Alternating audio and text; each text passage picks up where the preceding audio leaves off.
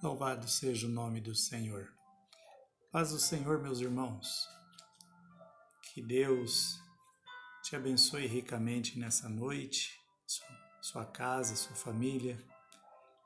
Que bom que podemos estar nesse momento entrando na presença do Senhor, né? Muitos já trabalharam neste dia, outros estão cumprindo quarentena, mas o mais importante é que em tudo o Senhor está no controle. Eu quero te convidar nesse momento a curvar sua cabeça, aí onde você está. O mesmo Deus que está aqui está aí com você. E vamos falar com o Pai. Vamos agradecer ao Senhor por esse dia. Vamos agradecer ao Senhor pelo privilégio que Ele tem nos dado de estarmos aqui nessa noite. Amém? Senhor amado e santo, nós te damos graças, ó Deus, e te louvamos, Senhor, pelo dom da vida. Obrigado por este dia, obrigado pela nossa casa, pela nossa família. Obrigado, Senhor, porque sabemos que tudo está no controle das tuas mãos. E nada, Senhor, nada sai do teu controle. Pai, eu te agradeço, ó Deus, pela vida de cada um dos meus irmãos, pelo rebanho que o Senhor nos tem confiado. Peço a graça do Senhor sobre cada um, peço a bênção do Senhor nesta noite. Que a tua palavra, ó Deus, venha de encontro a ministrar no coração dos teus filhos. Ó Deus, aquilo que está no teu coração para nós. Nos ajuda, Senhor. Renova as nossas forças, revigora o ânimo, a fé. Que a tua palavra seja em nós, ó Deus, aquilo que nós necessitamos nesta noite, Pai. Senhor, ordena anjos do Senhor, que esteja indo com a providência da bênção do Senhor sobre cada lar, de cada família da tua igreja. Clamamos a ti, ó Deus, porque sabemos que tu és a nossa fortaleza, tu és o socorro bem presente e só no Senhor nós depositamos a nossa confiança e nos rendemos em nome de Jesus. Amém e graças a Deus. Aleluia. Irmãos, relembrando mais uma vez que no próximo domingo nós estaremos servindo a ceia aqui na igreja a partir das 9h30 da manhã até o 12h30 e depois a partir das 14 horas até as 17 horas. Então, venha no horário que for mais propício. Os irmãos e irmãs aí que têm idade, que talvez não vão querer estar saindo de casa, avise, depois nós vamos estar aí combinando para que eu possa levar a ceia para vocês durante a semana. Aqueles que forem dizimar, traga os seus dízimos. Aqueles que forem trazer primícias, traga a sua primícia. Nós estamos com famílias aqui precisando ser atendida e cremos, irmãos, que não é por conta que nós estamos impedidos de nos reunir, presencialmente, que nós não vamos cultuar a Deus. Nós vamos cultuar, estamos cultuando e sabemos que Deus guarda o seu povo. Deus te guarda, Deus guarda a sua casa, Deus guarda o teu trabalho, Deus guarda o teu emprego, Deus guarda a tua empresa, Deus guarda, viu? Então descansa no Senhor, descansa fielmente no Senhor, confia nele e tudo mais ele fará. Amém? Quero aqui neste ato também dar uma notícia não muito agradável. No dia de hoje faleceu a nossa irmã Elza, mãe do diácono Valdemir.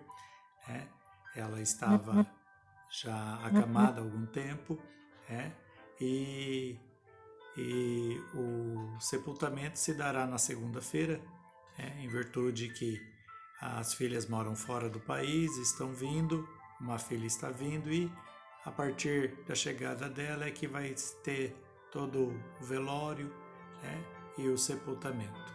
Que os irmãos estejam orando pela família, orando pelo diácono Valdemir, por toda a família, para que o Senhor dê o consolo. Amém? Irmãos, no dia de hoje, eu levantei e eu já estive pensando, me veio algo assim à mente. Isso é o que está no meu coração durante todo o dia e eu quero compartilhar com vocês da parte do Senhor isso. Para que Deus permite as circunstâncias ruins. Nós sabemos que tudo tem um propósito. Todas as coisas. Em todas as coisas Deus tem um propósito.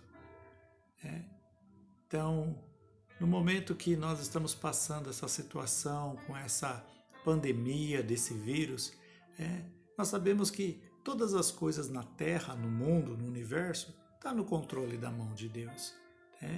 Então, não sei se você já se parou para perguntar, para quê? Qual o propósito de Deus nisso? E algumas coisas surgiu, algumas coisas vieram saltando à minha mente, e eu quero que nós possamos meditar nisso nessa noite. Então, primeira coisa que veio ao meu coração é toda essa circunstância, irmãos, tem o propósito de fazer com que nós sejamos melhores para Deus. Melhores no sentido e na essência do propósito para o qual Ele me criou e te criou. Porque talvez as nossas vidas não estejam cumprindo o propósito para o qual Deus criou. Talvez nós podemos até vir para a igreja, nós podemos ser cristãos, nós podemos estar dentro da igreja, podemos ter cargo dentro da igreja, podemos ter uma família, ser pai, mãe, filhos, enfim. Mas e o nosso propósito? O propósito que diante da palavra de Deus, eu como pastor, como filho, aqueles que são pais, mães, diante da palavra de Deus você tem também um propósito a ser cumprido. E a pergunta que nos vem é, será que nós estamos cumprindo? E algo que saltou à minha mente nessa tarde, enquanto eu meditava, enquanto eu orava, foi quem nós somos quando ninguém está olhando. Quem nós somos? Quem sou eu? Quem é você? Quando nós não estamos sendo vistos por ninguém. Há uma palavrinha no dicionário que diz que reputação. E todos nós nos preocupamos com a nossa reputação. Reputação é o que os outros pensam de nós. A imagem que nós passamos. Às vezes nós temos essa preocupação. Porém, será que nós não devemos nos preocupar com o nosso caráter? Porque enquanto a reputação é o que os outros pensam de nós, caráter é o que Deus sabe de nós. O que Deus sabe a nosso respeito? O que Deus sabe ao meu e ao teu respeito? Algo muito importante que nós precisamos nos preocupar é que quando ninguém está olhando, quais são as nossas atitudes? Quais são os nossos atos? Eu te convido a abrir a sua Bíblia no livro de Êxodo, capítulo 2. Nós vamos ler do verso 11 ao verso de número 15. Êxodo, capítulo 2, verso 11 ao verso de número 15. Abra a sua Bíblia aí comigo e vamos estar fazendo essa leitura para que esta palavra toque o nosso coração, toque o íntimo do nosso coração.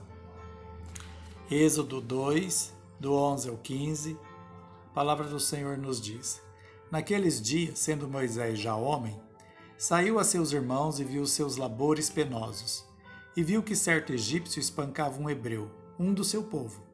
Olhou de um lado e de outro lado, e vendo que não havia ali ninguém, matou o egípcio e o escondeu na areia. Saiu no dia seguinte, e eis que 2 hebreus estavam brigando. E disse ao culpado: Por que espancas o teu próximo? O qual respondeu: Quem te pôs por príncipe e juiz sobre nós? Pensas matar-me como mataste o egípcio? Temeu, pois, Moisés e disse: Com certeza o descobriram. Informado desse caso, procurou Faraó matar a Moisés, porém Moisés fugiu da presença de Faraó e se deteve na terra de Midian. e assentou-se junto a um poço. Veja que nesse relato, irmãos, a frase olhou de um lado para o outro e, vendo que não havia ali ninguém, matou o egípcio. Por qual motivo Moisés olhou dos lados? Se houvesse testemunha, ele não teria matado o egípcio. É claro que ele não teria matado. Naquele momento, ter ou não um público determinou o comportamento de Moisés. E muitas vezes, nós agimos de forma semelhante. Às vezes, na frente das pessoas, nós não fazemos muita coisa que na ausência delas, distante delas, nós fazemos. Aquilo que nós muitas vezes assistimos na nossa casa, será que nós podemos convidar outros para assistir? Aquilo que nós fazemos entre quatro paredes, será que são coisas que eu posso compartilhar? Ou você pode compartilhar, que não é nada que trará constrangimento? A coragem de Moisés para matar o egípcio veio porque não tinha nenhuma testemunha. E muitas vezes nós temos muita coragem para fazer muitas coisas quando os outros não estão olhando, quando os outros não estão vendo. Precisamos nos lembrar que Moisés era homem como nós, de carne e osso, sujeito a paixões, sujeito a ira, da mesma forma. Eu e você precisamos pensar nesta noite, irmãos, em algo muito importante. Quando Deus olha para mim e olha para você, nós temos nos preocupado com o que os outros pensam ou com o que Deus vê nas nossas atitudes, no nosso comportamento, nos nossos relacionamentos.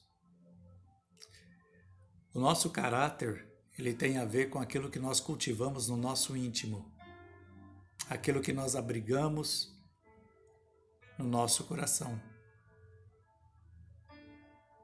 mesmo que ninguém saiba. Às vezes nós deixamos de fazer o mal só porque alguém não está vendo. Mas e se não tivesse ninguém vendo?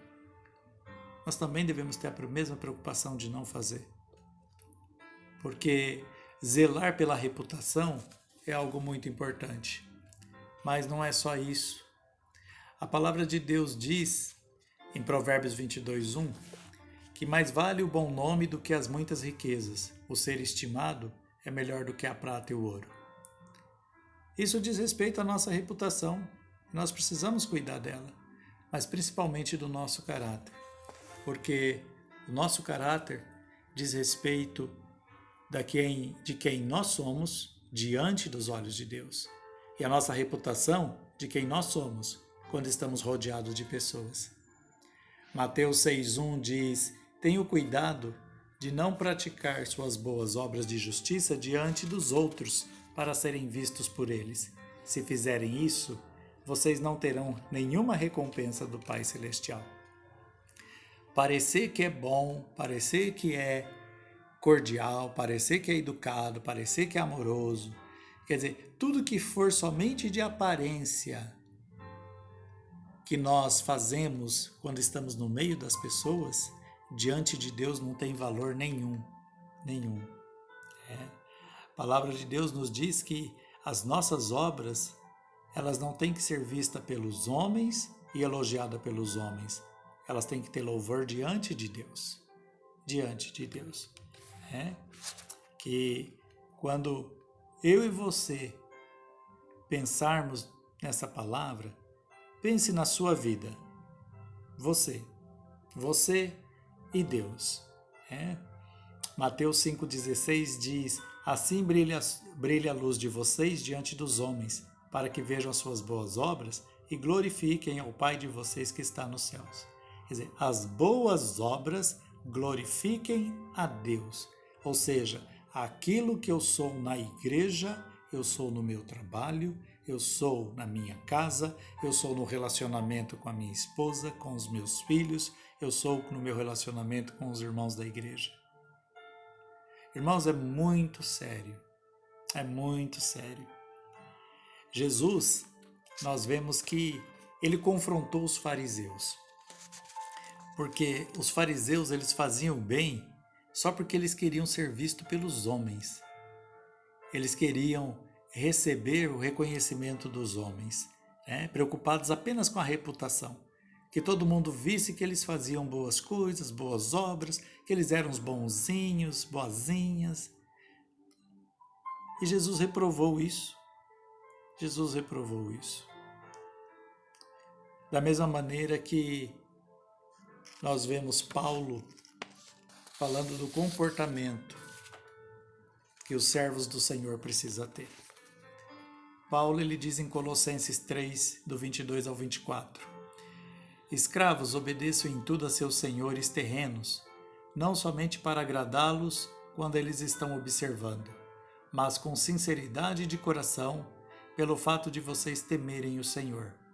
Tudo o que fizerem, façam de todo o coração como para o Senhor e não para os homens, sabendo que receberão do Senhor a recompensa.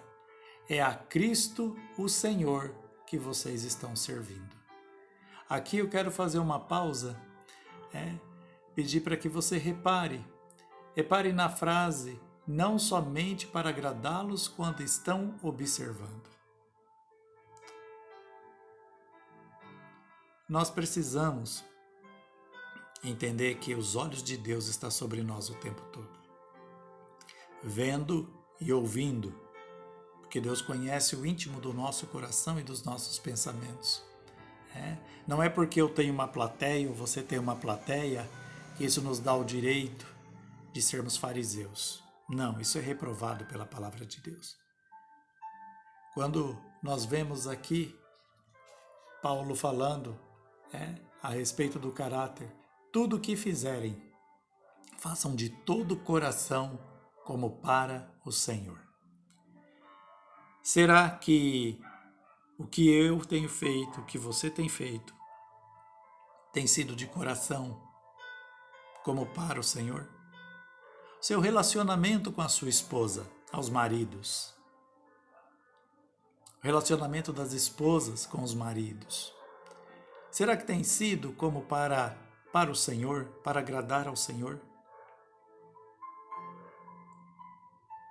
Será que o que você tem feito Deus receberia como obra de louvor, de gratidão, de amor? A maneira que você trata a sua esposa, a maneira que você trata seu esposo, a maneira que você trata os seus filhos, a maneira que você trata os seus empregados, a maneira que você trata os seus clientes, a maneira que você trata seus parentes.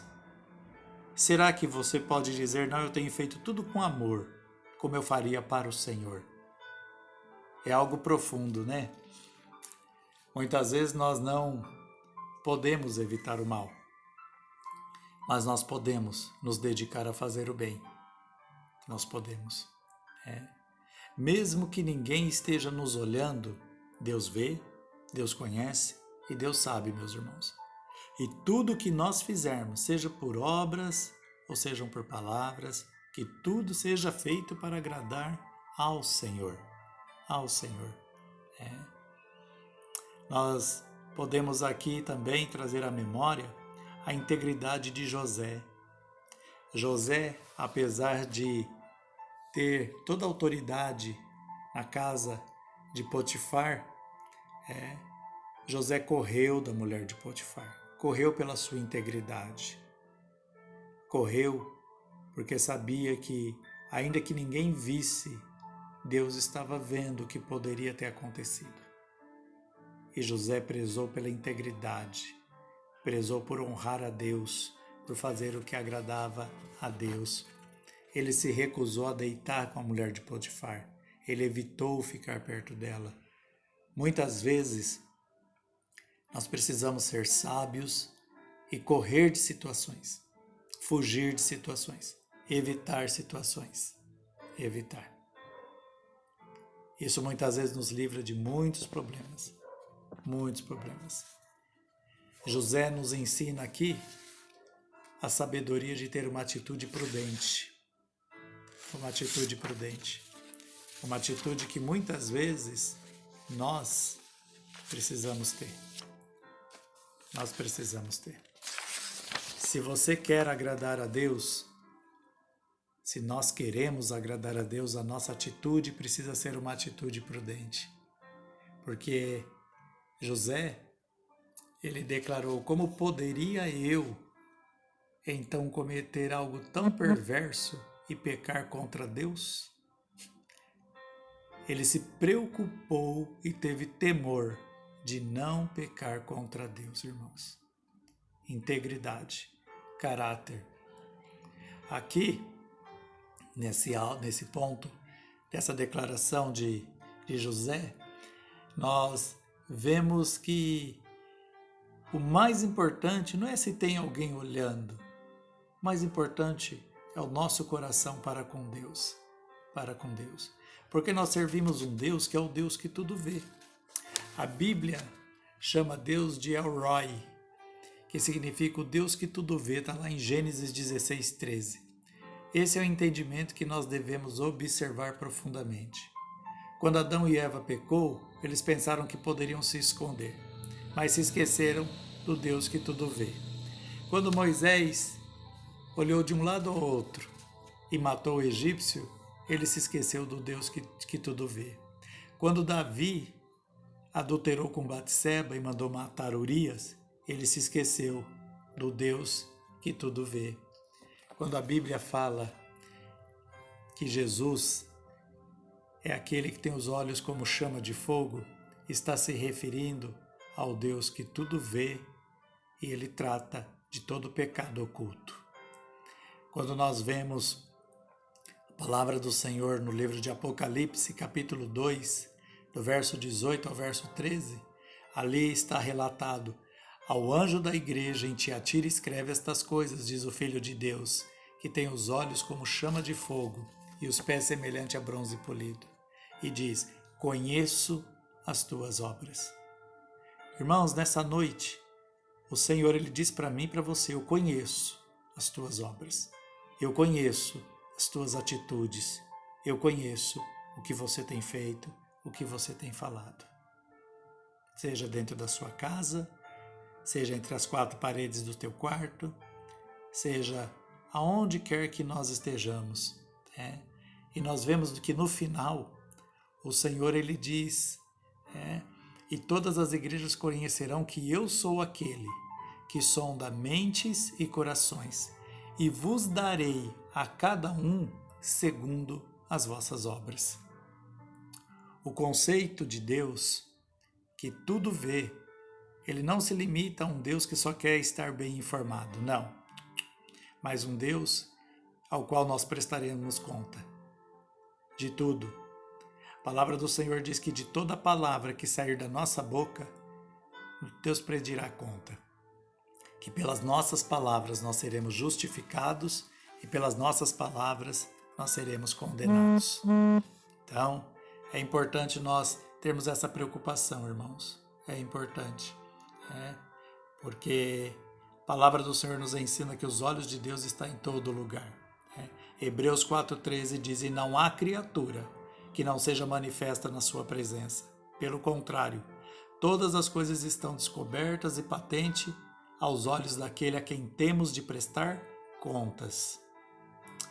Jó 34:21 diz: os olhos de Deus estão sobre os caminhos do homem e veem todos os seus passos. Provérbios 5:21 diz: porque os caminhos do homem estão perante os olhos do Senhor, e ele considera todas as suas veredas. Provérbios 15:3: os olhos do Senhor estão em todo lugar, contemplando aos maus e aos bons. Que nós possamos, nessa noite, nos lembrarmos que Deus está olhando para mim e para você nesse exato momento. E no momento futuro nós prestaremos contas diante de Deus. Porque nada do que fazemos permanecerá em secreto ou ficará escondido. tudo será descoberto, porque tudo um dia será trazido à luz, será revelado. Mateus capítulo 10, verso 2 diz: portanto, não os temais, pois nada há encoberto que não venha a ser revelado, nem oculto que não venha a ser conhecido. Tudo que estiver em oculto e escondido, no dia do juízo, será revelado. Será revelado. Moisés escondeu o corpo do egípcio na areia, mas foi descoberto. Nós não podemos ficar varrendo a sujeira para baixo do tapete, achando que às vezes vai permanecer ali. Não. Porque Deus, Ele levanta o tapete, e Ele sopra o vento, e Ele faz com que o que está em oculto venha à luz, venha a ser revelado. O Senhor falou para o profeta Jonas que ele levantaria a saia de Nínive para mostrar a nudez de Nínive, ou seja, os pecados que estavam ocultos e escondidos lá no meio daquela nação. Sabemos que Deus é um Deus de juízo. Muitas vezes o juízo de Deus pode demorar, e às vezes o juízo de Deus é imediato. Nem tudo que nós estamos fazendo, eu, você como marido, você como esposa, você como filho, nem tudo que nós estamos fazendo talvez seja descoberto amanhã. Tem coisas que podem ser descobertas no outro dia, tem coisas que demoram 10 anos, tem coisas que vai ser só lá no dia do juízo, que Deus vai trazer luz e conhecimento para juízo. 1 Timóteo 5,24 diz: os pecados de alguns homens são notórios e levam a juízo, ao passo que os de outros só mais tarde se manifestam. O que exatamente leva cada tipo de pecado a ser revelado antes ou depois, nós não sabemos. O certo é que será julgado. O certo é que, ainda que demore, será exposto, será visto. Eu creio que nesta noite, irmãos, o propósito de Deus, para mim e para você, em permitir toda essa circunstância dessa pandemia, de mostrar o quão vulneráveis nós somos, quão vulneráveis o planeta é vulnerável, quão vulnerável quem é rico, quem é pobre, quem tem dinheiro, quem não tem, o quanto nós ficamos vulneráveis diante de um vírus que é imperceptível. Mas eu imagino também que Deus, nesse momento, Ele quer que a gente avalie os passos da nossa caminhada. Os passos da nossa caminhada. Se há algum farisaísmo nas nossas atitudes, nosso comportamento, nos nossos relacionamentos, é tempo de conserto. É tempo de conserto, irmãos. Porque, com certeza, o Senhor Ele está dando tempo para arrependimento e mudança. Arrependimento e mudança. Romanos 2,16 diz: no dia em que Deus, por meio de Jesus Cristo, julgar o segredo dos homens de conformidade com o seu Evangelho. Haverá um dia que tudo será julgado de acordo com a palavra de Deus. E nós devemos estar conscientes disso. Eu te convido, nessa noite, a fazer um exame de consciência.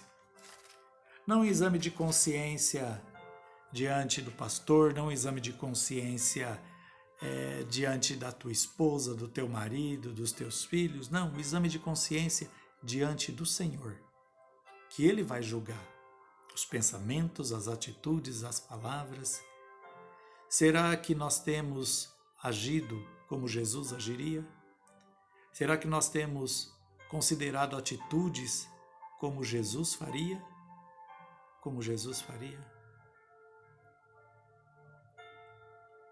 Eu te convido a curvar sua cabeça nessa hora, fechar os teus olhos. Vamos colocar as nossas vidas diante do altar de Deus. Vamos colocar as nossas vidas diante do Senhor. Pai, em nome de Jesus, nós nos prostramos diante da Tua presença, ó Deus. e por meio do Teu Espírito Santo, Pai. Nós pedimos a Deus para que o Senhor venha trazer ao nosso coração a revelação de onde estamos errando. Se estamos errando, se estamos sendo negligentes, falhos, se estamos, ó Deus, agindo como os fariseus, que o Senhor desperte a nossa mente e o nosso coração em nome de Jesus, ó Pai. Que o Senhor nos desperte, ó Deus, nesta hora, para que possamos, ó Deus, fazer um concerto genuíno com o Senhor. Pai, neste ato, neste momento que aqui estamos unidos em oração, passa em revista a Tua igreja. Passa em revista, Senhor, a este meu irmão, esta minha irmã que ora neste momento, que ouve esta oração. Senhor, e sonda o coração e a mente dele, a mente dela. Se houver algo, se houver atitudes erradas, o Senhor é Deus para tocar nesta hora, para nos conduzir ao arrependimento, para fazer tudo novo nas nossas vidas, Pai. Transforma corações de maridos, de esposas, de filhos, transforma lares nesta noite conforme e segundo a Tua vontade, ó Pai. Transforma, Senhor, que a Tua palavra em nome de Jesus venha a ser, ó Deus amado e santo, a luz que nos mostra o caminho, Pai. Senhor, eu te peço ainda, ó Deus, que assim como o salmista diz, que se o Senhor não edificar a casa, em vão trabalham os que edificam. Que nesta noite o Senhor esteja adentrando lares e o Senhor esteja nesta hora, em nome de Jesus, pela decisão de maridos e de esposas, o Senhor esteja se tornando a coluna, Pai, a coluna que edifica, a coluna ao qual esta família está sustentada, a rocha no qual esta família está alicerçada em nome de Jesus. Oramos, Pai, crendo, Senhor, no livramento do Senhor, no agir do Senhor nesta noite em favor das nossas vidas, da vida de cada família que está ouvindo esta oração, esta palavra, Pai. Visita, ó Deus, cada família que tem congregado aqui, Senhor, na congregação do Jardim Santa Mônica. Senhor, cada família, ó Deus, aonde o Teu povo se reúne, nas demais igrejas dessa cidade, que o Senhor esteja visitando com o Teu poder, com a Tua graça, estendendo as Tuas mãos, Pai. Senhor, assim como o Senhor nos diz através da Tua palavra, lá no livro do profeta Isaías, capítulo 1, verso 19, se quiseres e me ouvirdes, comereis o melhor desta terra. Pai, toca corações nesta noite, para que se abram, para que, ó Deus, estejam sendo quebrantados pelo Teu Espírito Santo, para que haja transformação, para que haja cura, para que o Senhor possa nos conduzir a experimentarmos o que o Senhor tem de melhor e reservado a cada um de nós. Em nome de Jesus, nós oramos, nós te agradecemos, nós te glorificamos, Pai. Em nome de Jesus. Amém. Glória a Deus. Meus irmãos, que esta palavra possa falar ao teu coração como falou ao meu coração e que esta palavra possa frutificar na tua casa, sobre a tua vida, sobre a tua família. Amém? Que o Senhor te abençoe e te guarde, que o Senhor faça resplandecer o seu rosto sobre ti e tenha misericórdia de ti. Que o Senhor sobre ti te dê a paz. Em nome de Jesus. Amém.